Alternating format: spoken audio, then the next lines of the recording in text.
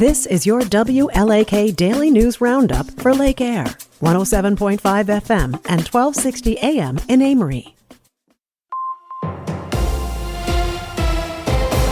Civic Media News. I'm Terry Bell. Here's what Wisconsin needs to know.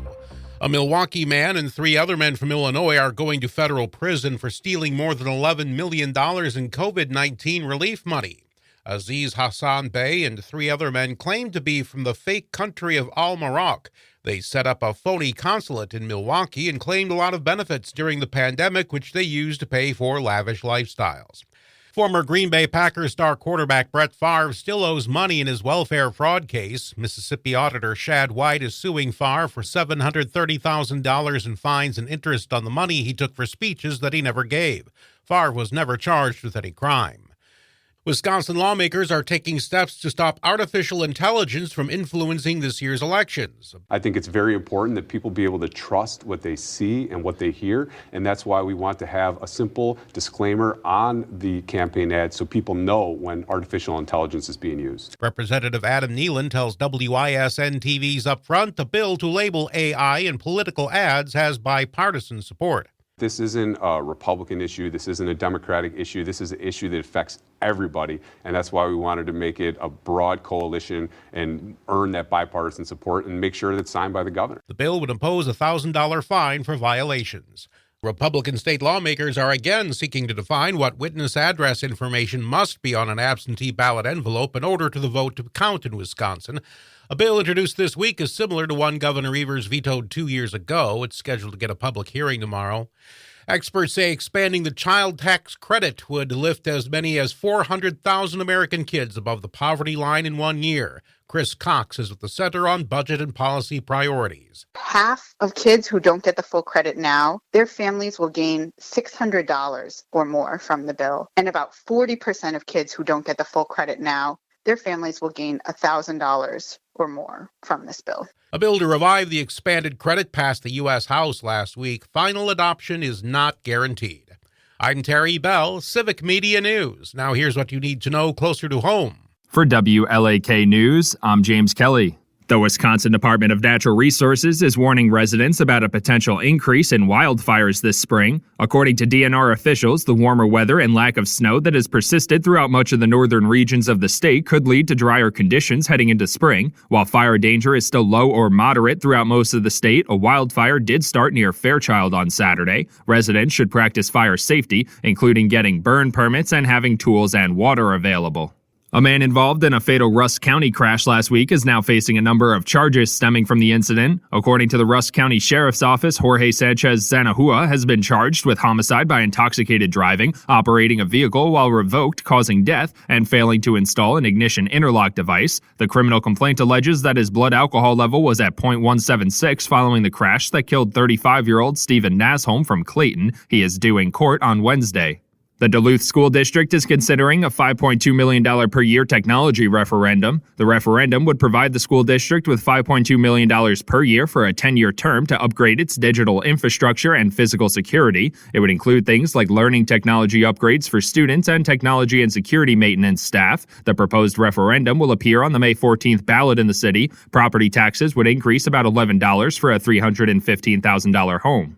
Superior law enforcement authorities are investigating after a pickup truck crashed into a house on Monday afternoon. According to the Superior Police Department, the crash occurred around 3:30 on Highway 2 and 41st Avenue East. The truck apparently left the roadway and hit the house before rolling over. Authorities believe that the driver of the truck may have suffered a medical emergency behind the wheel, and they were transported to the hospital. Nobody else was reported injured, and the house suffered minor damage.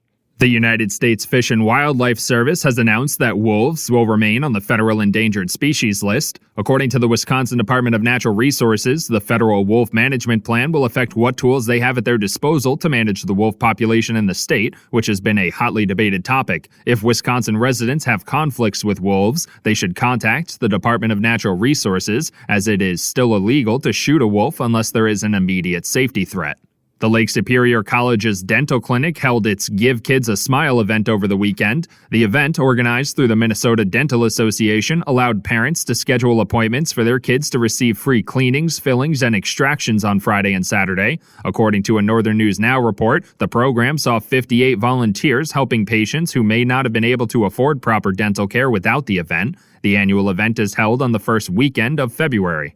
3 people were killed and others injured after a crash near Northome on Sunday morning. According to the Minnesota State Patrol, the crash occurred around 11 a.m. on Highway 1 and involved 2 pickup trucks colliding head-on. 2 Minnesota residents and 1 Bloomer resident were killed in the crash. Another Bloomer man and a Menominee man were taken to the hospital with life-threatening injuries, and a third Bloomer man was taken to the hospital with non-life-threatening injuries. The crash is under investigation. A Duluth man was killed in an early morning crash on Sunday. According to the Duluth Police Department, 26-year-old Logan Wook was killed in the crash that happened around 3:30 a.m. on the 1400 block of West Skyline Parkway. When authorities arrived on the scene, they found the vehicle had rolled and gone off the road. Wook was pronounced deceased at the scene, and police say he was wearing his seatbelt at the time of the crash. Authorities did not say what could have caused the crash, but it is under investigation. And that's what you need to know. For WLAK News, I'm James Kelly. I'm meteorologist Brittany Merlot with a look at your weather ahead. Seek out the sunshine while it's here. Clouds thickening today as high temperatures surge into the low 50s. We'll be stuck under cloudy skies tomorrow as highs hit 50. Then rain rolls in by Wednesday night and lingers into Thursday. Right now, it's 34 degrees.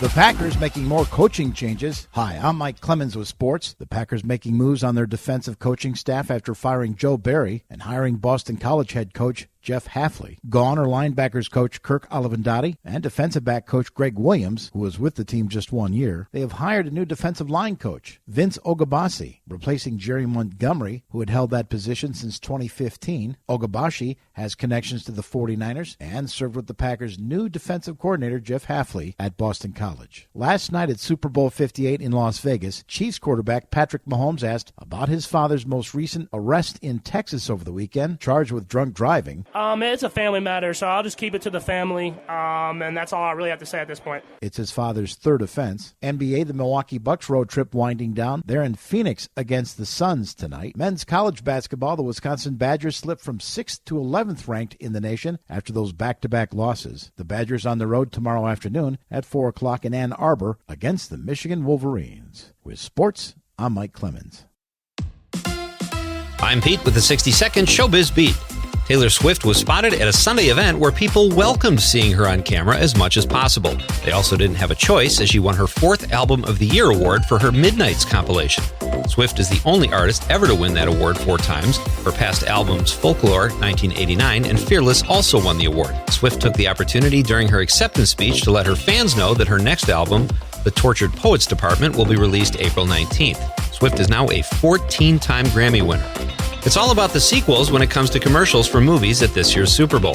Deadpool 3, Twisters, A Quiet Place, Day One are all advertising during the big game this coming Sunday, according to Deadline. The price of a 30-second movie ad during this year's game, a cool $7 million American dollars.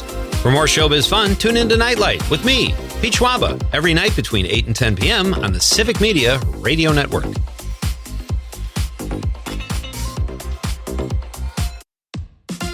I'm Pete with the 60-second Showbiz Beat.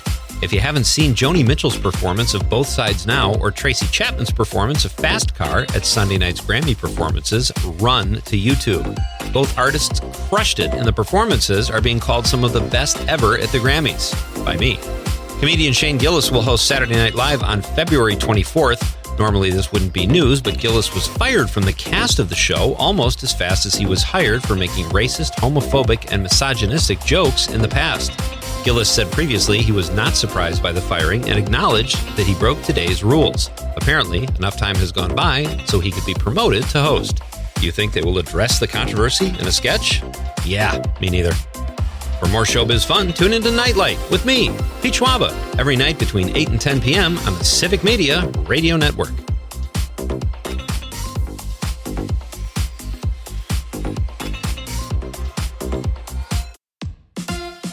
I'm Pete with the 60-second Showbiz Beat. Larry David attacked a fellow guest on the Today Show last week. The fellow guest was the beloved Elmo from Sesame Street. David says he was tired of listening to the famous puppet talk about mental health, saying, "I couldn't take it anymore," and throttled him, and I'd do it again. Believe it or not, even though it was obviously a joke, some people were offended. Shocking. David did apologize and was later sucker punched by Big Bird. Don't mess with the Muppets. Filming is underway for Sony Pictures Television Season 2 of the Netflix thriller The Night Agent. If you haven't seen the first season, I recommend it. The show centers on an FBI agent relegated to a small room in the basement of the White House with a phone that never rings. But when it does ring, you guessed it, chaos ensues and a fast-paced caper is revealed. If it were me, I'd kick that call to voicemail. For more showbiz fun, tune into Nightlight with me, Pete Schwaba, every night between 8 and 10 p.m. on the Civic Media Radio Network. That's your WLAK Daily News Roundup from Civic Media. Subscribe to this podcast on Spotify, Apple, or wherever you find your podcasts. Find more news at lakeair.radio.